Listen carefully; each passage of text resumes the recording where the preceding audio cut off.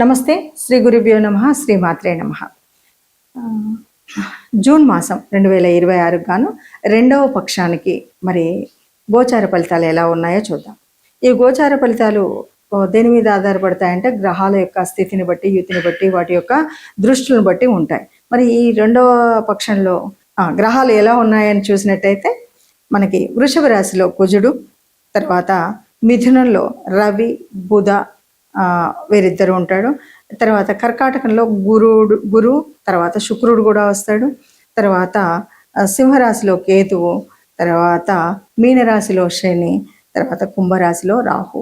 ఈ గ్రహస్థితితో మనకు ఈ చివరి పక్షం అయినటువంటి జూన్ మాసానికి చివరి పక్షం రెండవ పక్షంలో గ్రహస్థితి ఎలా ఉందో మరి ఒక్కొక్క రాశికి చూద్దాం.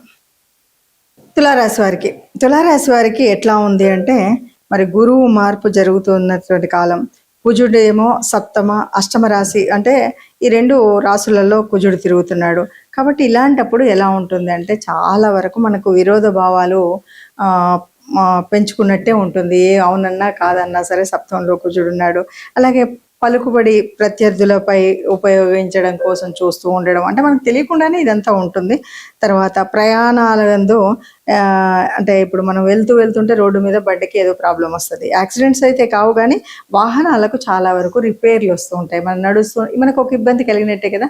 పోతున్నటువంటి అనుకున్న సమయానికి చేరకపోవడం, నడి ఎండలో నిలబడడం, దానికి టైర్ అక్కడ మధ్యలో పంచర్ అయింది, దానికి స్పేర్ లేదు, ఇలా ఉంటాయన్నమాట పరిస్థితులు, ఇలాంటి ఇబ్బందులు. అలాగే స్వజన విరోధములు బాగా ఉంటాయి.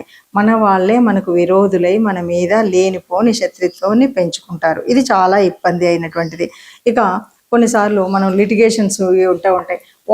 ఆ విషయాలు వచ్చినప్పుడు మనం ఎట్టి పరిస్థితిలో అయ్యా నువ్వే మాకు దిక్కు, నువ్వు పెద్దవు అని ఎవరు ఎంత చెప్పినా ఆ పెద్దరికాన్ని కానీ మధ్యవర్తిత్వాన్ని కానీ అస్సలు పాటించకపోవడమే మంచిది.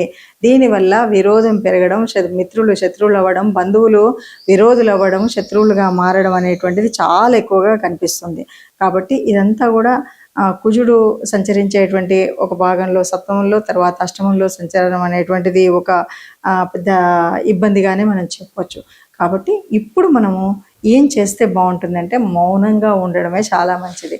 ఒకరి జోలికి వెళ్ళకపోవడమే మంచిది. అనువుగాని చోట అధికులం అనరాదని మనం మన మధ్యవర్తిత్వం వల్లనో లేకపోతే పెద్దరికం వల్లనో లేనిపోని సలహాలు ఇవ్వడం అనేటువంటిది అస్సలు మంచిది కాదు. ఇలా ఉన్నట్టయితే మనకి ఏ ఇబ్బందులు ఉండవు. ఇక సరే ఆర్థికంగానా వీటంటే మనకి ఏ రకమైన కష్టము రాకూడదు. ఎప్పుడు ఎలా ఉందో అలాగే ఆర్థిక వ్యవస్థ మామూలుగానే ఉంటుంది, కుటుంబ వ్యవస్థ మామూలుగానే ఉంటుంది, ఇవన్నీ బాగానే ఉంటాయి. ఎటొచ్చి మన బయట సమాజంలో నుండి మనకు వచ్చేటువంటి విరోధత్వం మాత్రం కొద్దిగా ఎక్కువగా ఉంటుంది. వాహనాల స్థితిలో కూడా కొద్దిగా వాటికి అనుకొని మనం ఏదో అనుకుంటే ఏదో అయ్యి రిపేర్లు అవ్వడం, వాటికి ఖర్చు అవ్వడం, వాటి మీద ఖర్చు పెట్టడం, పెట్టుబడులు పెట్టడం అనేటువంటిది చాలా ఎక్కువగా కనిపిస్తుంది. కాబట్టి ఈ విషయంలో జాగ్రత్తగా ఉంటూ మనం బయటికి అనవసరంగా వెళ్లకుండా, ఎవరి విషయాల్లో మనం తలదూర్చకుండా, ఎంత పెద్దరికం ఇచ్చినా కూడా దాన్ని తీసుకోకుండా ఉన్నట్లయితే ఏ రకమైన ఇబ్బంది లేకుండా ఉంటుంది తులారాశి వారికి అని చెప్పొచ్చు. ఇది కేవలం గ్రహాల యొక్క సంచారం వల్ల కనిపిస్తున్నటువంటి దోషం కనుక తప్పకుండా మనం చేయాల్సినటువంటి ఇప్పుడు చెప్పబోయే రెమెడీస్ని పాటించడమే కాకుండా మీరు ఇంకొక విషయం ఏం చేయొచ్చు అంటే తప్పనిసరిగా మీ ఇష్టదేవత ఆరాధనను మర్చిపోకుండా చేయడం, అలాగే వీటితో పాటు గోశాల దర్శనం మాత్రం మర్చిపోకుండా చేయవలసినటువంటి విషయంగా పెట్టుకున్నట్టయితే తులారాశి వారికి ఇప్పుడు కనిపిస్తున్నటువంటి ఇబ్బందులు ఏమీ లేకుండా హాయిగా సామాన్యంగా పెద్ద కొత్త కష్టాలు ఏవీ తెలియకుండా మన ఇంట్లో మనం హాయిగా ఆర్థికంగా ఇబ్బంది ఉండదు, కుటుంబపరంగా ఇబ్బంది ఉండదు. ఇప్పుడు మనం పక్ష ఫలితాలు అయితే చూసాం కదా. పక్ష ఫలితాలు చూసినప్పుడు మనకేమనిపిస్తుంది అంటే సరే ఎప్పుడు ఏ మాసంలో అయినా కొంచెమే కదా తేడా ఉంది అంటే మనకి ఇక్కడ ఒకటి గుర్తుపెట్టుకోవాలి. ఏం గుర్తుపెట్టుకోవాలంటే ప్రతి రాశి యొక్క గమనం ఉంటుంది. అందులో దీర్ఘకాలంగా చెలించేటువంటి రాశులు కొన్ని. ఇప్పుడు శని ఉన్నాడు అనుకో, ఒక రోజులో మారిపోడు, కొన్ని నెలలు అందులోనే ఉంటారు కాబట్టి ఆ ఫలితం అలాగే కనిపిస్తూ ఉంటుంది, కొంచెం మార్పు. అలాగే రాహు కానీ కేతు కానీ 18 నెలలు అయితే కానీ మార్పు రాదు. అలాగే గురువు ఉన్నాడంటే సంవత్సర కాలం అందులోనే ఉంటాడు. ఇలా ఒక్కొక్క రాశికి ఒక ఉంటుంది.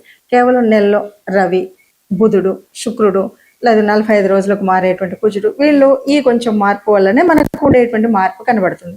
మరి మొదటి పక్షానికి రెండవ పక్షానికి తేడా ఏంటి అంటే మనం అవునన్నా కాదన్నా రవి మొదటి పక్షంలో ఒక చోట అంటే 15 రోజులకు ఒకసారి నెలకు మారుతున్న 15వ తారీఖు మార్పు జరుగుతుంది కాబట్టి మొదటి 15 రోజులు ఒకవైపు ఒకలాగా, రెండవ 15 రోజులు ఒకలాగా కనిపిస్తుంది. ఆ రవి మారినటువంటి వల్ల రవి యొక్క ఏదైతే రవి ఇచ్చేటువంటి కారకత్వాల వల్ల మనకి మార్పు అనేటువంటిది ఆ చిన్న మార్పు కానీ పెద్ద మార్పు కానీ కనబడుతూ ఉంటుందన్నమాట. రవి ఉన్న స్థానాన్ని బట్టి, రవి చెందేటువంటి మార్పులు బట్టి, అలాగే బుధుడు చెందేసేటువంటి వాటిలో ఈ ఆలోచన శక్తి ఎలా ఉంటుంది ఏంటి అని మనం చెప్తాం. ఇలా చూస్తూనే మనం చెప్పుకునేటువంటిదే ఈ గ్రహస్థితి. మరి ఇలా చెప్పుకున్నప్పుడు మరి అలా చెప్పినా కూడా మీరు అన్నట్టుగా కొన్ని చోట్ల బాగా అనిపించింది, కొన్ని చోట్ల నాకు ఎగ్జాక్ట్గా అనిపించలేదు అంటాం. ఇవన్నీ కూడా మనం ఎందుకంటే ఈ బుధుడు ఇక్కడ ఉన్నాడు కాబట్టి యోజన శక్తి తక్కువ ఉంది, ఆలోచన విధానం తక్కువ ఉంది. ఈ బుధుడు ఇక్కడ ఉన్నాడు కాబట్టి ఈసారి మనకు మంచిగా అవుతుంది. గురువు ఉచ్చ స్థానంలో ఉన్నాడు కానీ మీకు అనుకూలమైన స్థితి లేదు కాబట్టి ఆయన ఆలోచించే విధానం లేదు. గురువు ఉచ్చంలో ఉన్నాడు, మీకు అనుకూలమైన గ్రహం కాబట్టి మంచి మేధాశక్తి, మంచి ఆలోచన విధానం ఉంటుంది అని చెప్తాం. అంటే దీన్ని చెప్పేటప్పుడు అలా చెప్పడం వల్ల ఓహో నాకు ఇప్పుడు గురుగ్రహం సరిగ్గా అనుకూలంగా లేదు కాబట్టి నేను యోచించేటప్పుడు, ఎవరితో అయినా మాట్లాడేటప్పుడు, పెద్దలతో ఉండేటప్పుడు నేను ఇలాంటి నిర్ణయాలు తీసుకోవాలని ముందు జాగ్రత్త చర్యగా మనం చేయాల్సిన పనుల గురించి చెప్పేటువంటిది. దానివల్ల ఏవైతే నష్టాలు జరగవలసి ఉన్నవో ఆ నష్టాలు రాకుండా చూసుకోవడం కోసమే మనం ఈ పక్షఫలాలైనా మాసఫలాలైనా చెప్పుకుంటూ ఉంటాం. అది కూడా కాదు లేదు అంటే మనం తప్పనిసరిగా మన జన్మజాతకం, మన జన్మకుండల్లో ఉన్నటువంటి గ్రహస్థితులను ముఖ్యంగా చూసుకుని వాటి ప్రకారంగా మనం ఎక్కడెక్కడ ఏమి ఇబ్బందులు ఉన్నాయో ఒకసారి మీకు నచ్చినా మెచ్చినా లేదైనా మీకు తెలిసినటువంటి మరి జ్యోతిష్యుల దగ్గర చూయించుకుని అలా చేసుకున్నప్పుడు దాని యొక్క ఫలితం శుభంగా ఉంటుంది. అలా కాదు అన్నప్పుడు నెల పక్షాలు చూసుకున్నప్పుడు కొంతవరకు అయితే అనుకూలించే పరిస్థితి ఉంటాయి. వాటితో పాటు చెప్పబోయేటువంటి రెమెడీస్ కూడా తప్పనిసరిగా చేసుకోవాలి. అది చేసుకున్నట్టయితే బాగుంటుంది. ఇప్పుడు మనం చెప్పుకున్నటువంటి గోచార ఫలితాలు ఇవి అందరికీ అన్నీ సరిగ్గా ఇలాగే జరుగుతాయని చెప్పలేం. కానీ ఇందులో మనకు ఏ గ్రహాల యొక్క అనుకూలత తగ్గి ఉందో ఆ గ్రహాలను మనం సానుకూలం చేసుకోవడం కోసం ఏం చేయాలి, అనుగ్రహం పొందడం కోసం ఏం చేయాలి అన్నది ముఖ్యమైనటువంటి విషయం. ఎందుకంటే ఉన్నటువంటి నవగ్రహాలు అందరికీ అనుకూలించేవిగా ఉండకపోవచ్చు. కానీ ఎప్పుడైతే మనం కొన్ని కార్యక్రమాలు చేసినప్పుడు తప్పకుండా ఎలాంటి గ్రహం అయినా తప్పనిసరిగా మనకు అనుకూలంగానే ఉంటుంది. ఈ కార్యక్రమాలు ఏంటంటే తప్పనిసరిగా దాన ధర్మాలు చేయడం, ధార్మిక స్థితిలో ఉండడం అనేటువంటివి అతి ముఖ్యమైనటువంటివి. మరి ఈ మాసంలో ప్రత్యేకించి మనం చెప్పుకోవాల్సింది ఏంటంటే గురువు యొక్క మార్పు జరిగింది కర్కాటక రాశిలోకి. ఇది బాగుంటుంది. అయినప్పటికీ మరి గురువు ఉచ్చస్థానంలో ఉన్నాడు. ఉచ్చస్థానంలో ఉన్నంతలో గురువు అందరికీ అన్ని వేళలా శుభుడా అంటే గురువు అంటేనే శుభగ్రహం. ఎన్నో రకాలైనటువంటి పాపాలని కూడా తగ్గించేటువంటి శక్తి ఉన్నటువంటి గ్రహం గురువు.